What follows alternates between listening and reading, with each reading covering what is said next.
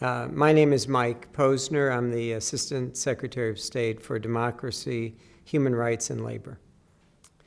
Internet freedom is an extension of universal human rights. It's freedom of speech, assembly, and association. And so right now there's a debate and a fight to maintain an open internet as a neutral platform to allow people around the world to communicate on a range of subjects.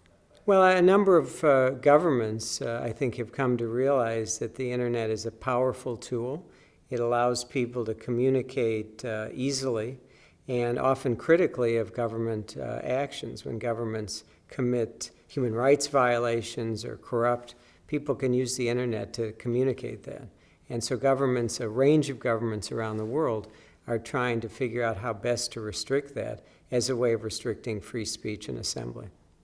I think what we've seen, certainly in the Middle East and in other closed societies, is that people who haven't had the ability to gather in the street or gather in a room to express their concerns have been able to communicate using the internet to build a community to fight for human rights, women's rights, the environment, in a way that really has changed the political discourse in this. I think this conference is the first time that there's been a major gathering of companies, governments, non-governmental advocates in large numbers to talk about human rights and the internet. This is a subject that's become increasingly important. It's really a timely meeting for us to begin to think about what's the right role of companies, how do they relate to government, how do they relate to civil society.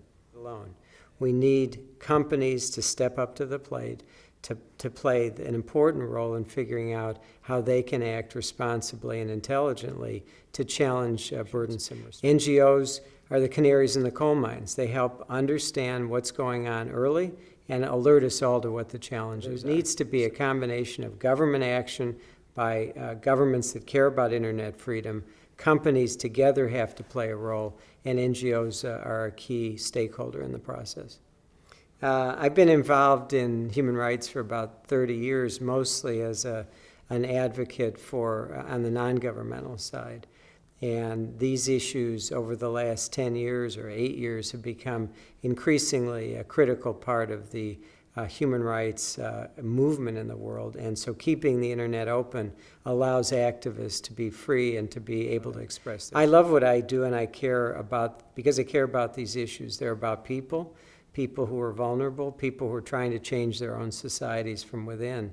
And what better tool than to give them the ability to communicate openly and honestly among themselves and with the world about the struggles they're involved in. Internet freedom, can you give me a nice soundbite about the Oh, sure.